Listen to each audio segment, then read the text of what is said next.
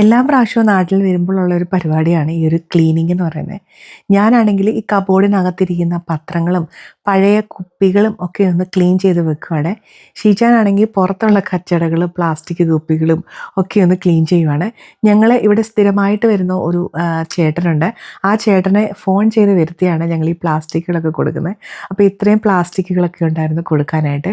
Plastic കൊടുപ്പൊക്കെ കഴിഞ്ഞിട്ട് പിന്നെ ഞാൻ ഷാർജയിലേക്ക് കൊണ്ടുപോകാനുള്ള മല്ലി ഒന്ന് കഴുകിയിട്ട് ഒന്ന് ഉണക്കുവാണ്. ഇപ്പം നല്ല വെയിലായതുകൊണ്ട് ഇപ്പോൾ ഒന്ന് ഉണക്കി വെച്ച് കഴിഞ്ഞാൽ എനിക്കൊന്ന് പൊടിച്ചിട്ട് കൊണ്ടുപോകാമല്ലോ. ഞാൻ എപ്പോഴും മല്ലി നന്നായിട്ട് കഴുകി വെയിലത്ത് വെച്ചൊന്ന് ഉണക്കിയിട്ട് അത് വറുത്തിട്ട് പൊടിക്കുകയാണ് ചെയ്യുന്നത്. അങ്ങനെ ആകുമ്പോൾ കുറേ കാലങ്ങൾ ഈ ഒരു മല്ലിപ്പൊടി കേടാകാണ്ടിരിക്കെ. അതിനിടയിൽ മമ്മി കുറച്ച് കരിക്കൊക്കെ വെട്ടി തരുന്നുണ്ട്. അപ്പോൾ വൈകുന്നേരം ആയപ്പോൾ ഞാൻ മല്ലിയൊക്കെ വറുത്തിട്ട് മില്ലിലേക്ക് പോകാൻ പൊടിപ്പിക്കാനായിട്ട്. ഞാൻ 17 വർഷമായി ഈ ഒരു വണ്ടി ഓടിക്കുന്നു. ഞാൻ എപ്പോഴും വിചാരിക്കാറുണ്ട് അന്ന് ഞാൻ വണ്ടി പഠിച്ചില്ലായിരുന്നെങ്കിൽ പിന്നെ ഒരിക്കലും എനിക്ക് വണ്ടി പഠിക്കാൻ പറ്റില്ലായിരുന്നു എന്നുള്ളത്. അന്ന് വണ്ടി പഠിച്ചതുകൊണ്ട് തന്നെ ഇന്ന് എൻ്റെ എല്ലാ കാര്യങ്ങൾക്കും ആരെ ആശ്രയിക്കാതെ നമുക്ക് സ്വന്തമായിട്ട് വണ്ടി ഓടിച്ച് എവിടെ വേണമെങ്കിലും പോകാനുള്ളൊരു ധൈര്യവും എനിക്കുണ്ട്. പിന്നെ ഞാൻ പോകുന്ന സമയത്ത് എൻ്റെ പപ്പയെ ഏൽപ്പിച്ചിട്ടാണ് ഈ വണ്ടി പോകുന്നത്.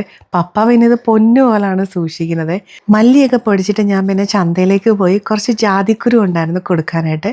അതൊക്കെ കഴിഞ്ഞിട്ട് ഞങ്ങൾ നേരെ പോയത് എൻ്റെ മമ്മിക്കും പപ്പയ്ക്കും വെക്കുന്ന വീട് കാണാനായിട്ടാണ്. ഇതിൻ്റെ തറ കെട്ടിയിട്ട സമയത്ത് ഞങ്ങൾ വന്നിട്ട് പോയതാണ്. ഇപ്പോൾ 8 മാസം കഴിഞ്ഞപ്പോൾ തന്നെ ഈ ഒരു വീട് ഏകദേശം പൂർണ്ണ രൂപത്തിലേക്ക് എത്തിക്കൊണ്ടിരിക്കുകയാണ്. ഞങ്ങൾ തിരിച്ചു പോകുന്നതിന് മുമ്പ് ഇതിൻ്റെ ഒരു ഹൗസ് വാമിങ് നടത്താനായിട്ട് ഒരുപാട് പണികൾ പെട്ടെന്ന് ചെയ്തുകൊണ്ടേ ഇരിക്കുകയാണ്.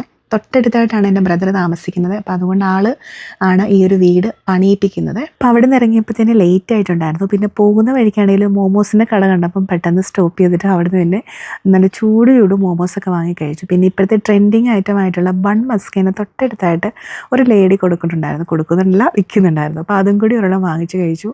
ചായയും കുടിച്ചിട്ട് നേരെ വീട്ടിലേക്ക് പോന്നു. വീട്ടിലാണെങ്കിൽ വന്നപ്പോൾ പിന്നെ രാത്രിയിൽ ചില്ലി ചിക്കനും പൊറോട്ടയും വാങ്ങിയിട്ട് വന്നിട്ടുണ്ടായിരുന്നു.